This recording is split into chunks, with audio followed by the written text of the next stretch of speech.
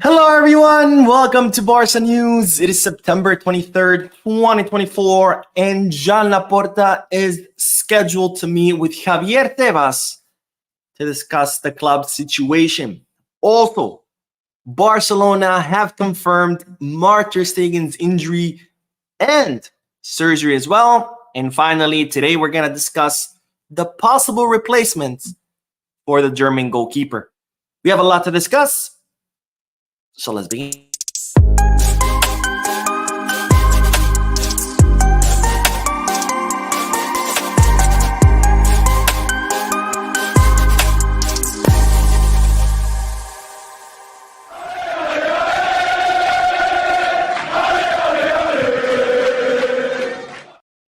Hello everyone, welcome to the channel. My name is Mo. This is the Barca News live podcast, which is on every Mondays, Wednesdays, and Fridays, where not only do I get to share Barcelona news with you, but I also get to interact with you lovely people in the chat section by reading your comments out loud, answering your questions, and getting the discussion going.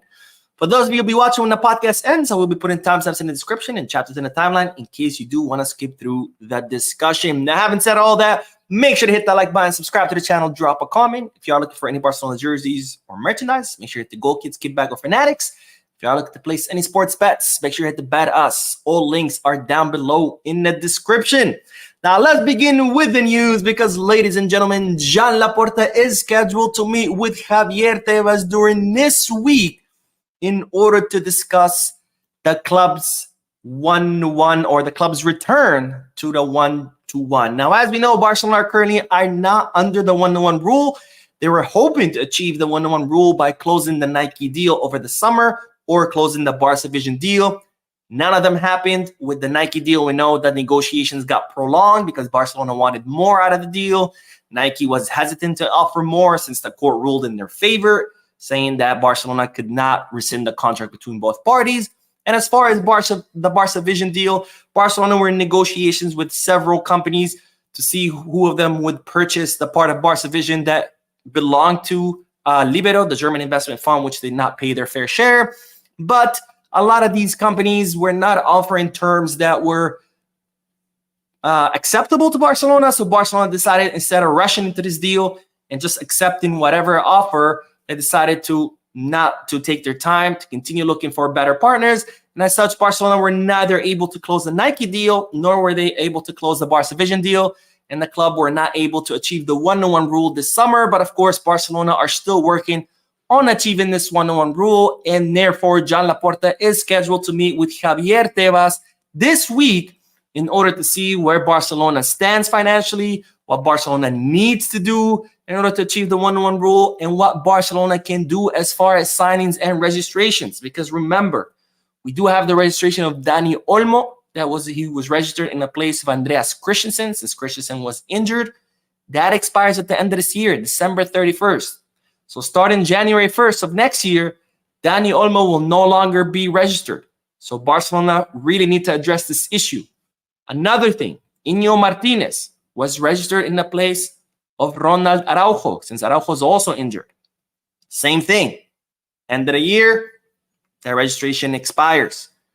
Pau Victor, he's also only registered until the end of this year. So starting January 1st, his registration also becomes invalid. So Barcelona really need to achieve the 1-1 rule so they can register these players. And of course, if Barcelona plan on making any signings in the winter, they also need to achieve the 1-1 rule in order to do that. And therefore, Jean Laporta has taken the matters into his own hands. He's going to meet with Javier Tebas, La Liga's president, during this week in order to see what can be done and based on that, come up with a plan. Now, once that meeting happens, don't worry. I will make a video about it. I'll tell you what the outcome of the meeting is.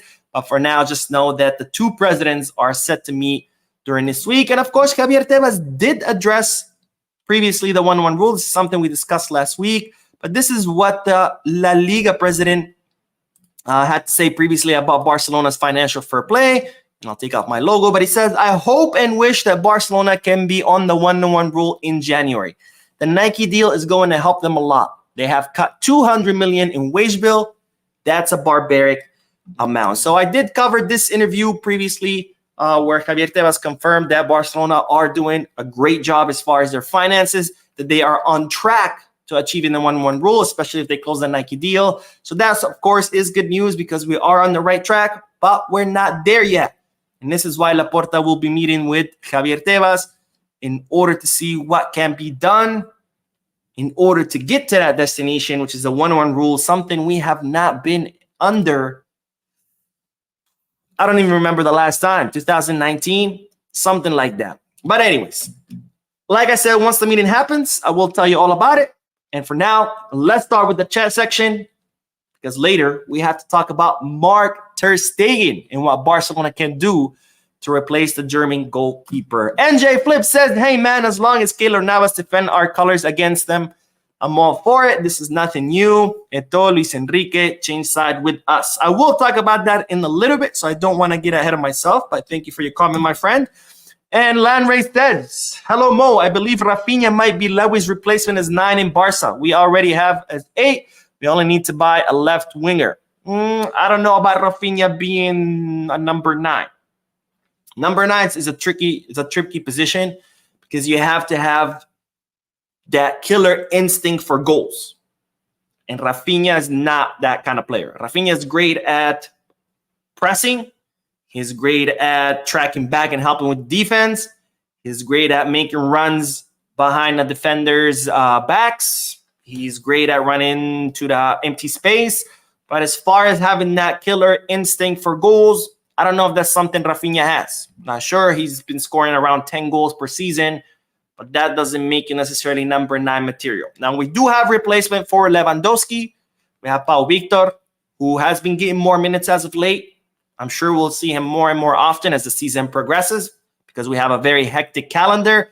Lewandowski is going to need to rest and need to be rotated.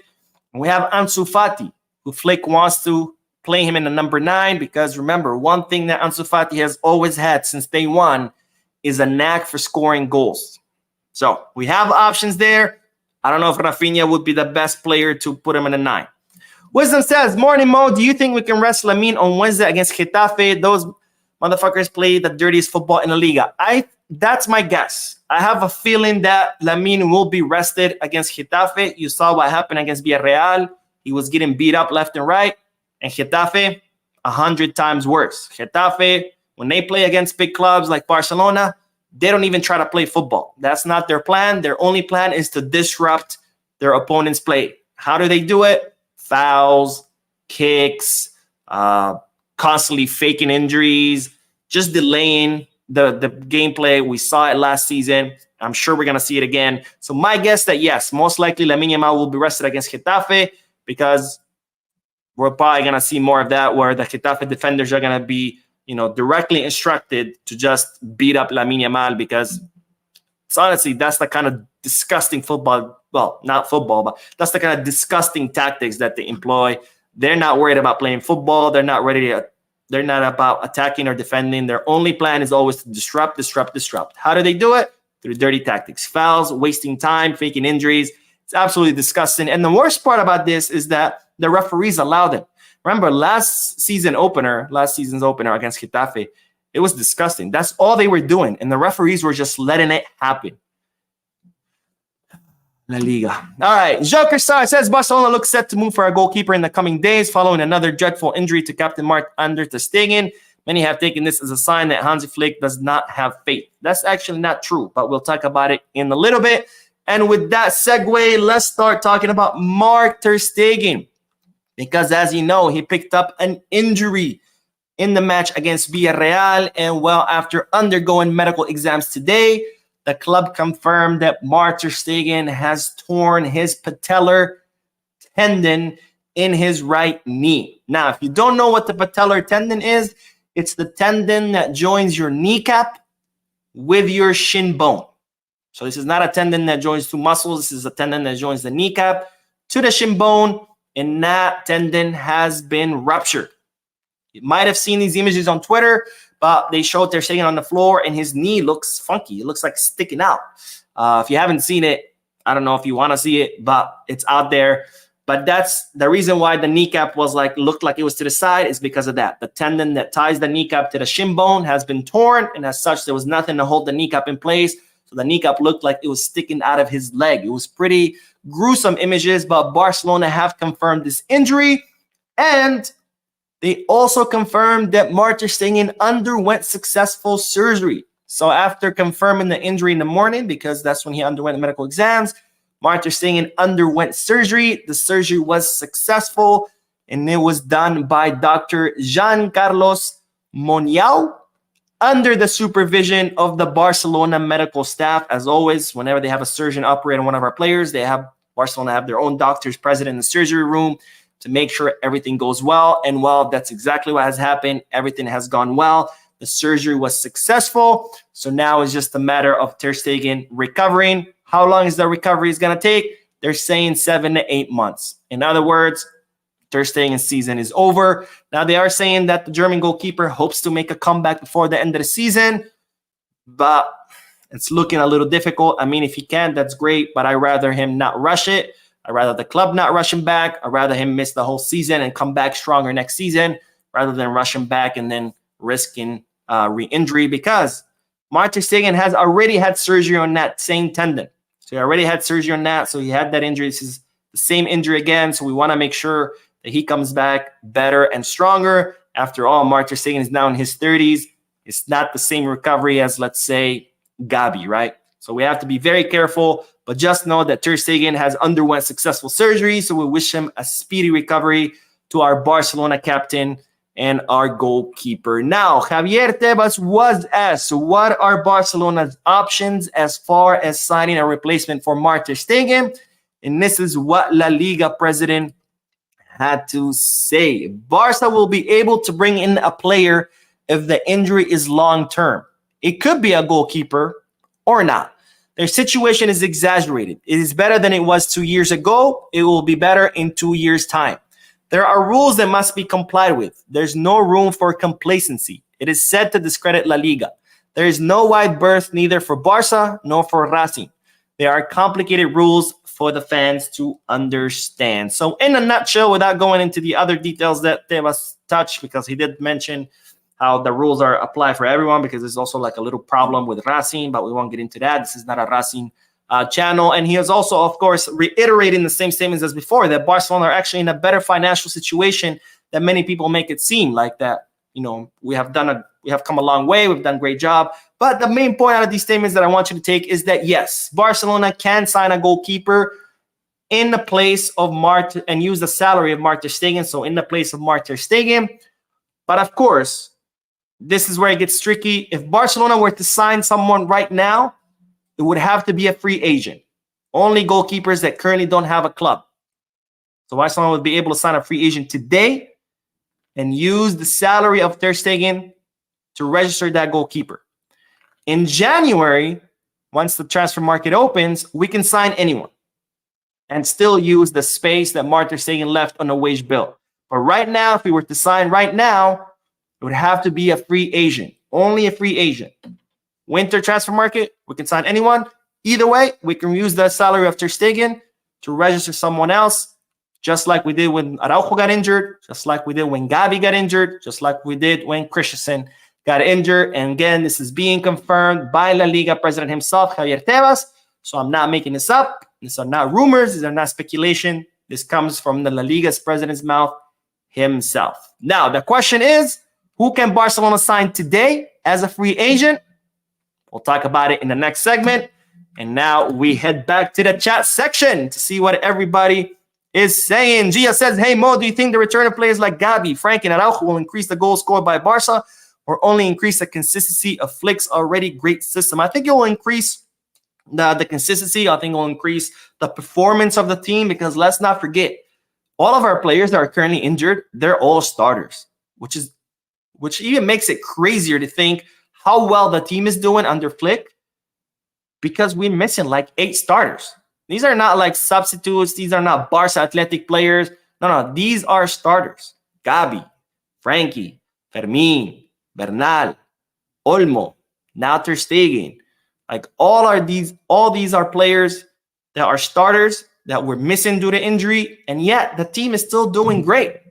So when they come back, all I can imagine is that the team is only going to do better. They're going to remain more consistent because now you have more quality players available. And not only that, you'll be able to rotate better, right? Right now, Cubarsí and Iñigo are doing a great job. But guess what? They need to rest. That's fine. Throw in there Araujo and Christensen. We're going to remain top-notch, right?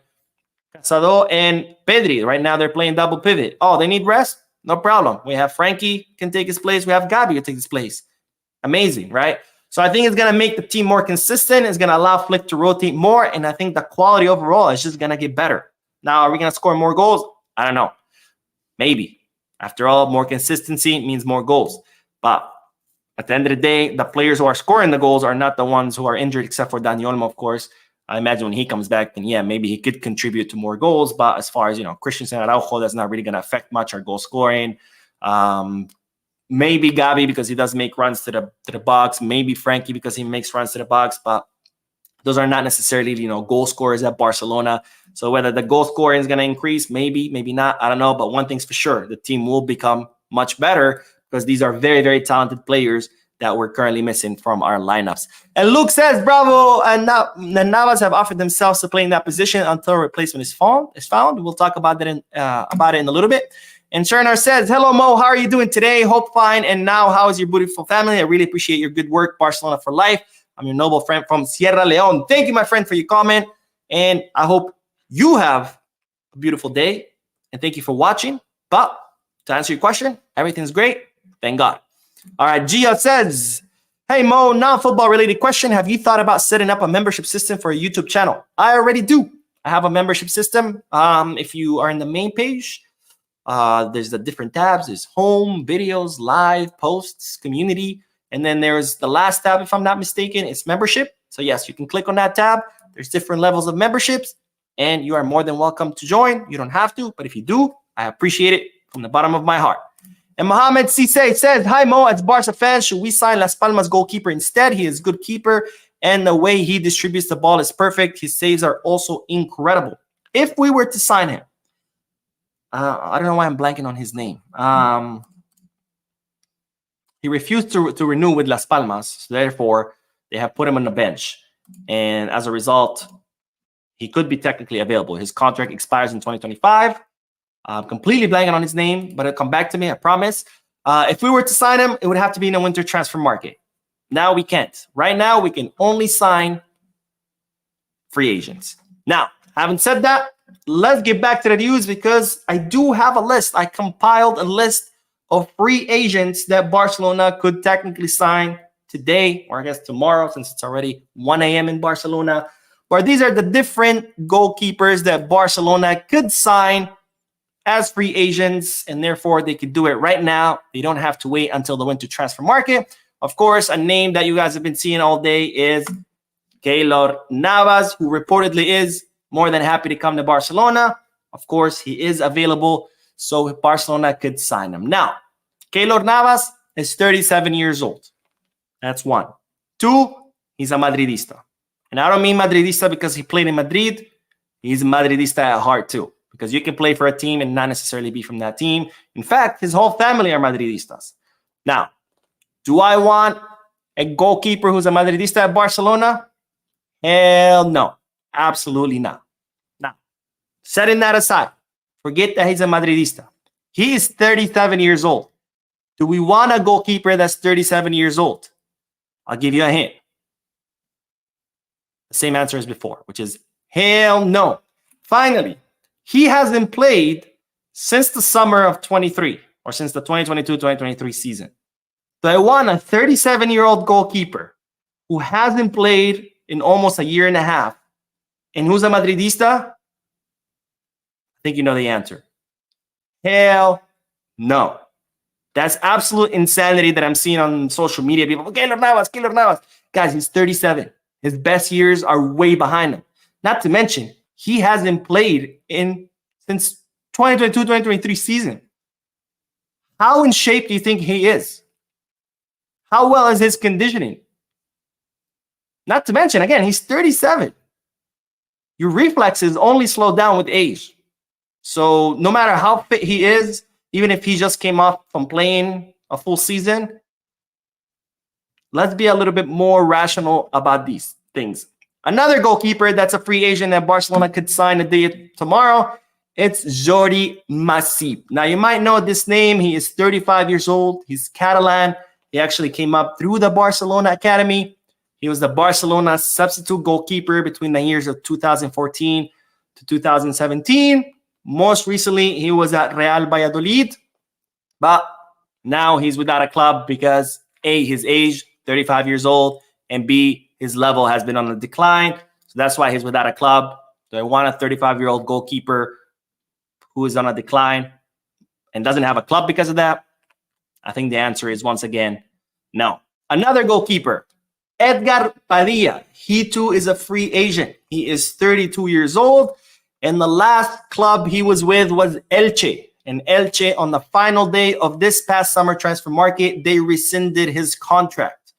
So the question is, do we want a goalkeeper who's not even good enough for Elche? I think the answer is also no. Next goalkeeper that's also available is Jiří Pavlenka, the 32-year-old Czech goalkeeper who was most recently at Werder Bremen. He was also a goalkeeper for the Czech Republic's national team. Does he have the level to be at Barcelona? I think the answer is no. Next goalkeeper, Joris Karius, the German goalkeeper, the 31-year-old German goalkeeper. You guys might know him because he played for Liverpool in that final against Real Madrid. He had some horrendous mistakes that, well, caused Liverpool their loss at the hands of Real Madrid in the Champions League. Since then, his career has taken a huge nosedive.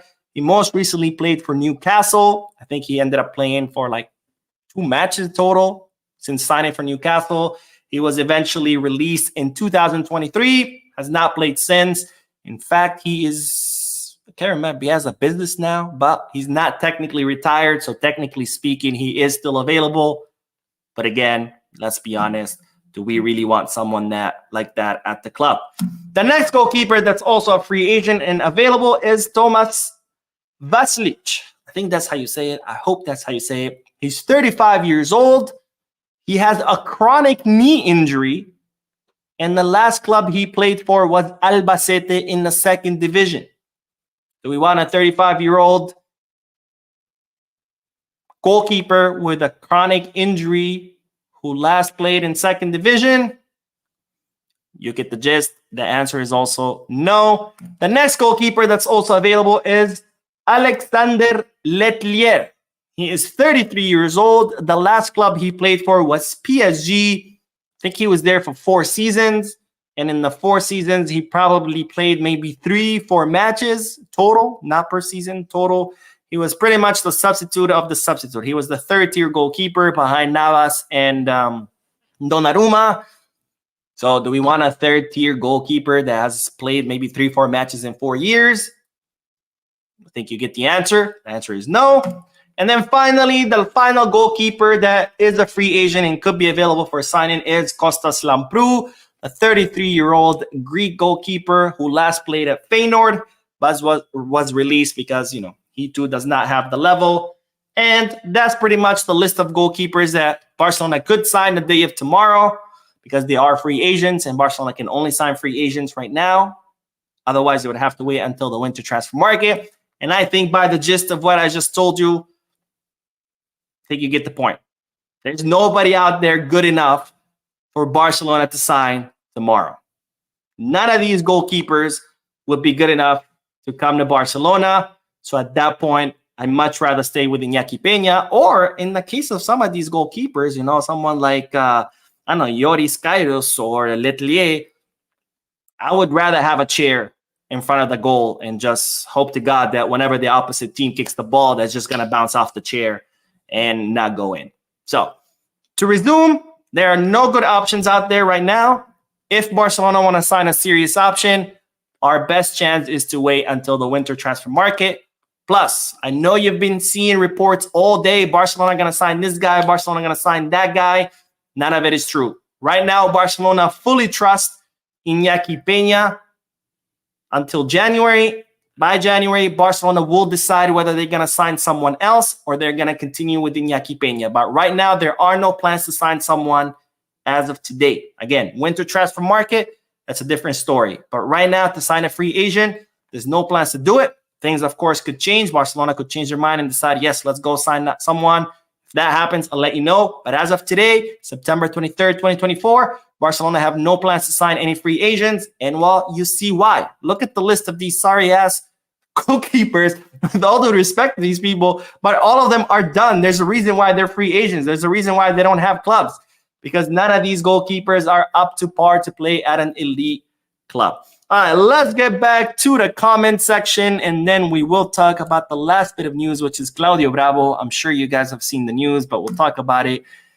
Actually, that's the one we already did. Gio says, Mo, do you think Flick's high-risk, high-reward system will work in the Champions League as it has in La Liga? It's worked for plenty of coaches in the past. I don't see why it wouldn't.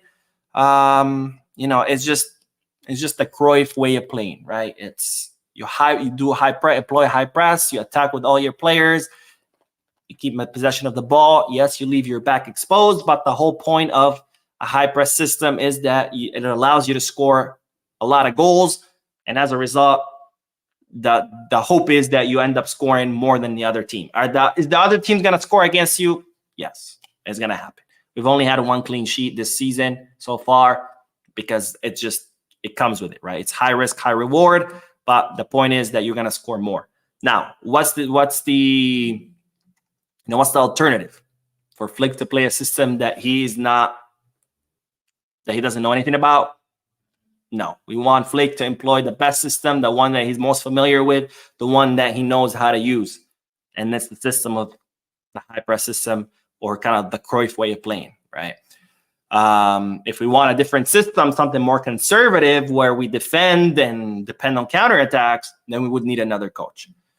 Let's see. Amin says, hi, Mo. You are doing a marvelous work for us, and I love you for that. But when are we going to see the Ghanaian duo playing for Barca Athletic? I can't wait to see them playing for Barca. Thank you, my friend, for your comment and for your support. Last I heard, and I don't know if it's already been resolved because I haven't checked, but last I heard is that both of them were still waiting on the Spanish government to approve their work visas.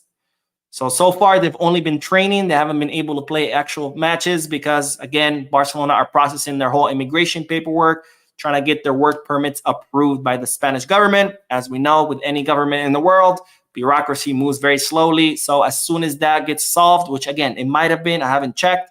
As soon as that's solved, then they will be able to play. And we know that Flick would like to see them train with the first team once they're finished their adaptation, because he might want to call them up to the first team. I personally am very excited to see the two of them.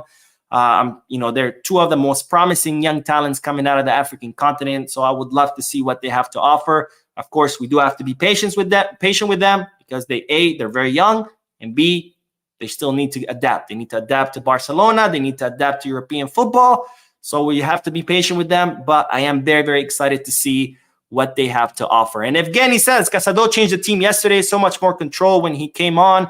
Can be due to opposition getting tired, though. Casado it's an absolute beast. I mean, he, alongside Bernal, are the two biggest revelations of this season. I mean, and the crazy thing is Casado was always there. Casado has been in the academy for a very long time. He's been Barca Athletic captain.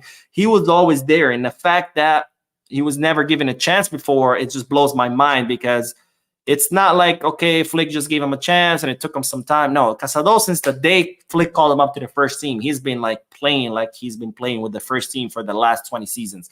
He's been absolutely amazing. He's been one of my favorite players this season, alongside Lamine, of course, and Bernal before the injury. But he's been an absolute delight to watch. And yes, he does change the game. He really does. When he gets on that field, it just changes. Barcelona starts to dominate because Casado, the way that he controls the midfield, the way he sets the tempo, the way he distributes the ball, I mean, he makes that midfield his own. It's his house and nobody is coming in. Brian Alani said, hey, Mo, what's up? How you doing? I would say Barca should just wait till the winter market and sign that Palmas keeper for like a year. Here's the problem with someone like Las Palmas keeper. Well, it's a problem, period. You have two options. You either bring a short-term option just for one season in order for Ter Stegen until Ter Stegen is ready, or two, you bring in a longer option, which it's like, what do you do with it once Ter Stegen is healthy? The problem is with bringing a short-term option is you're not going to get a young, great goalkeeper to want to come for 1 year. Any goalkeeper who's young, who's in his prime, is going to want a 4 or 5 year contract, right? So what are you stuck with? Like Keylor Navas and all those guys, the old guys who are washed up, right? On the other hand, you're like, okay, let's bring some, and obviously those washed up people are not good enough for Barca. So you're like, okay, fine, let's bring someone good enough for Barca. What happens? Again, they want a 4 or 5 year contract. So what do you do with them when Ter Stegen is ready? So it's a double-edged sword. It's kind of like almost a lose-lose situation, because either way, there's a downside, right? You either bring a short-term solution, but they're going to suck, or you bring a great solution, but it's going to be long-term. And then what do you do with them when Ter Stegen is ready, right? Also, what do you do with Diego Kochen? He's the future bet of Barcelona, right? He's 18. Yeah, he's injured now for a month, but he's 18. He's supposed to be the future goalkeeper. All of a sudden, you sign a young, promising goalkeeper for 4 or 5 years. You know what Kochen is going to do? He's at the door, because he's like, well, obviously, I'm not going to be the goalkeeper. They just brought someone, right? So it's like, yeah, you could bring someone young, someone who's good, but then what do you do with that person when Ter Stegen is healthy? What do you do with that person when Kochen is ready to come up to the first team? Then you have a big problem. So you're like, okay, let's bring a short-term solution. Well, you saw the list of short-term solutions. Do you want any of those people at the club? I don't. Nima says, hey, Mo, please rank your top 5 realistic goalie options. Out of that list, nobody. Like the one we just over, absolutely nobody. Gia says, imagine all players were fit. Pedri, De Jong, and almost starting with Gabi, Fermin, Bernal, Casado, and Pablo Torre on the bench, not to mention the youngsters who haven't debuted. I mean, that wouldn't be necessarily my option as far as starters and substitutes, but my God, if we had our full squad healthy, my God, that's all I have to say. But anyways, let's get back. Let's do the last bit of news, and then we'll do more comments. But you probably already know Claudio Bravo, the former... That's not Claudio Bravo. Claudio Bravo, the former Barcelona goalkeeper, has offered himself to the club. Now, the reason I did not include him in the previous list that we went over is because the previous list is of free agent goalkeepers who are still available, who are still not retired, right? Claudio Bravo is not on that list because he is retired. He retired about a month ago, ending his stint with Real Betis, but now he has offered to come out of retirement in order to come back to Barcelona. He literally said, word for word, said, if Barcelona want me, I will be ready to come out of retirement. These are his own words. This is not speculation or rumors. Claudio Bravo himself has said that he's ready to come out of retirement if Barcelona need him. Now, Claudio Bravo is now 41 years old. As you might recall, he arrived in Barcelona in 2014 from Real Sociedad, ended up leaving in 2016 to Manchester City. And the reason why is because at the time, Barcelona decided to bet at the young, promising goalkeeper, which was who? Ter Stegen. Because again, that's what happens when you have two goalkeepers, one of them young and up and coming, that guy's going to want the spot. So if we bring someone young right now, what happens to Diego Kochen? He's out the door because he's like, all right, I'm not going to be the goalkeeper, right? And that's what happened. Ter Stegen was considering leaving Barcelona because they had Claudio Bravo, and then Barcelona decided to bet on Ter Stegen because he was younger, more promising. I think Barcelona made the great choice, and they bet on Ter Stegen, which meant that Bravo ended up leaving in 2016. In his 2 years, he had pretty impressive numbers. He had a total of 75 appearances.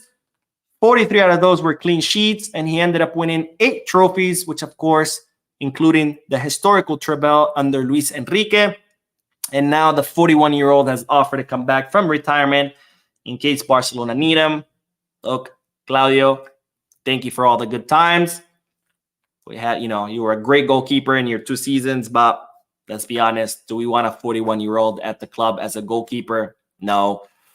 Not only because 41 years old is old for any player, but remember, your reflexes go down a lot as you age, and a 41-year-old goalkeeper is going to have very slow reflexes, and that's the last thing you need.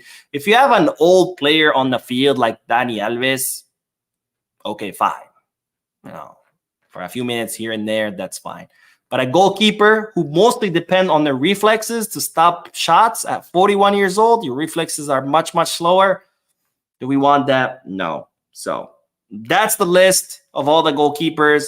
Do I want any of them in Barcelona? Absolutely not. I think right now our best option is to continue relying on Iñaki Peña. I know he doesn't give you as much confidence as Ter Stegen, but that's what we got. The alternatives, I don't think any of the alternatives are better than Iñaki Peña. So why waste money and bring some retired player to replace Iñaki Peña if they're not going to be any better? I think the best thing to do is keep with Iñaki Peña. Once the winter transfer market comes, we'll revisit. We'll see what the options out there, and we'll see what Barcelona can do. My only fear, of course, is that from here until the winter transfer market, God forbid, if Iñaki Peña gets injured, who do we have to rely on? Astralaga. Do I think Astralaga is ready to be starting in the Champions League?